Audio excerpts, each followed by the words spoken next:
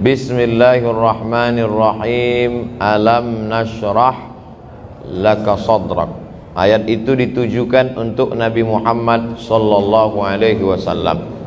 Alam nashrah laka sadrak, apakah belum kami lapangkan dadamu? Itu beda Nabi Muhammad dengan Nabi Musa. Kalau Nabi Musa dia minta Rabbi syrahli sadri, lapangkan hatiku, lapangkan dadaku.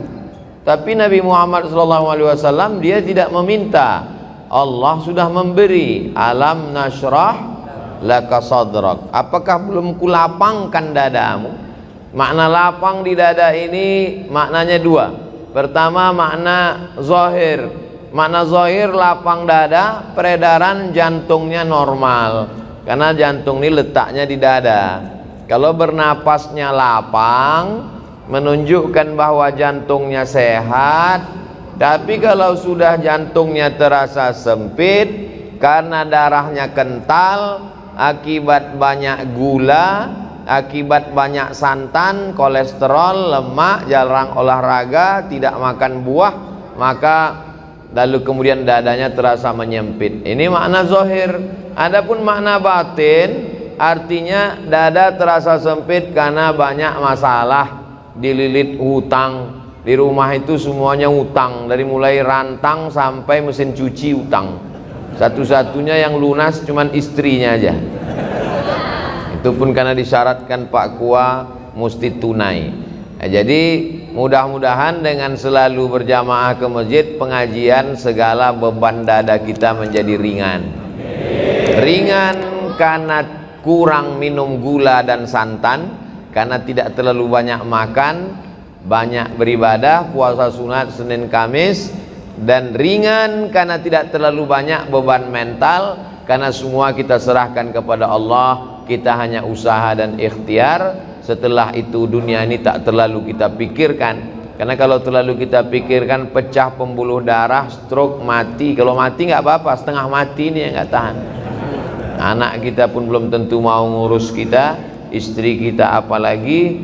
Maka kita jalani hidup ini dengan mengikut yang sudah diaturkan Allah. Ihfazillaha, jaga hukum-hukum Allah, jaga agama Allah, yahfazka. Insyaallah Allah akan mengurusmu.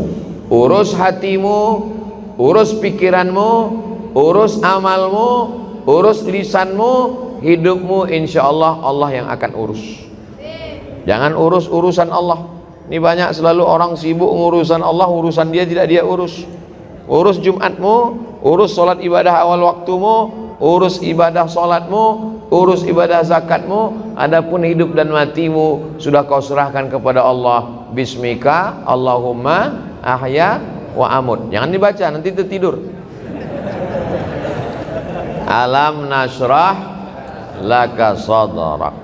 Ayat yang kedua,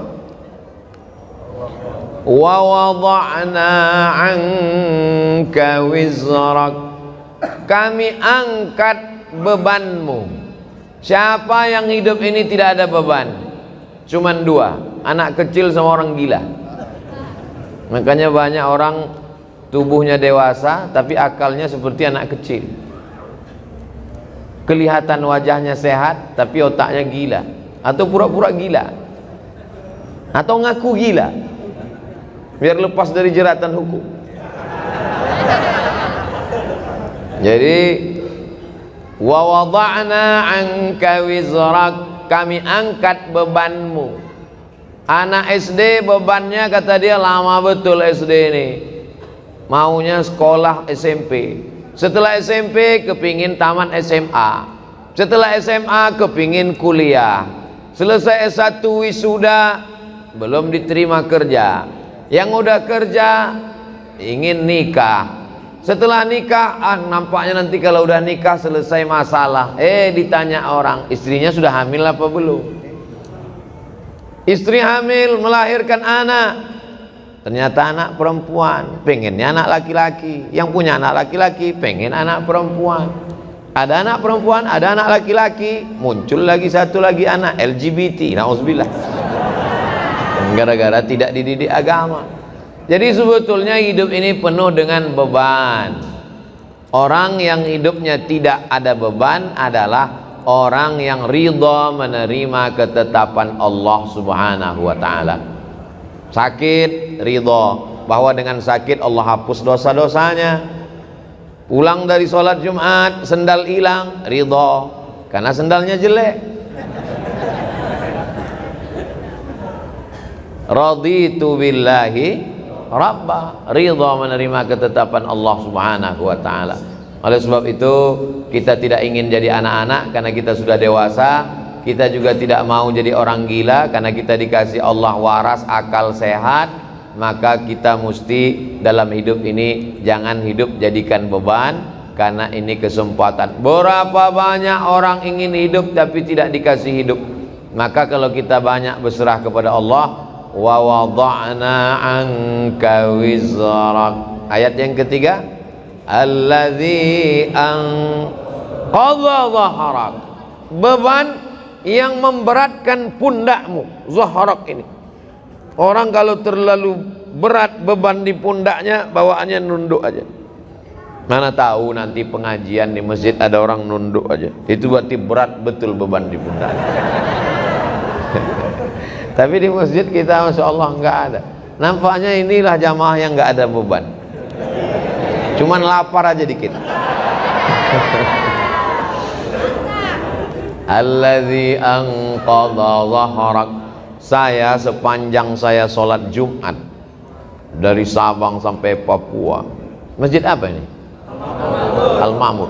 Di Masjid Al-Ma'mur inilah sholat Jumat rasa ikut MTQ. Suara imamnya melengking, senang saya. Makmumnya lebih melengking. Amin. Luar biasa. Itu suara anak-anak di atas. Waktu saya khutbah tadi pun dia melengking juga di atas. Gak pernah saya marah anak-anak ribut waktu khutbah. Sepanjang sejarah saya khutbah belum pernah saya kata itu anak-anak diam, gak pernah. Karena kalau di Masjid Al-Ma'mur masih ada anak-anak ribut melengking, berarti tahun 2050 Masjid Al-Ma'mur masih ramai. 2050 kita udah mati, Pak. 2050 Bapak udah nggak ada lagi. Saya masih.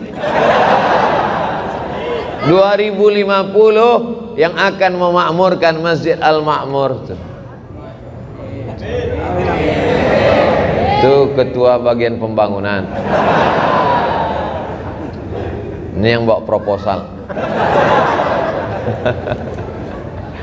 Inilah yang akan, mereka inilah yang akan memakmurkan masjid.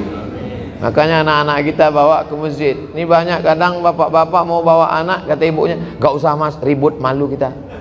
Biarkan aja dia datang ke masjid. Biar supaya dia jangan ribut, suruh jaga sendal. Bapak Ibu yang dimuliakan Allah, wa wada'na 'anka wizrak alladzi anqadha dhahrak.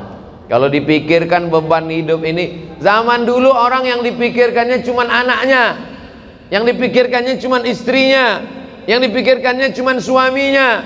Zaman sekarang istri orang Korea pun dipikirkannya juga. Kenapa? Nonton drakor. Istri artis, anak artis, pejabat, semua masuk berita, semua mau dia pikirkan.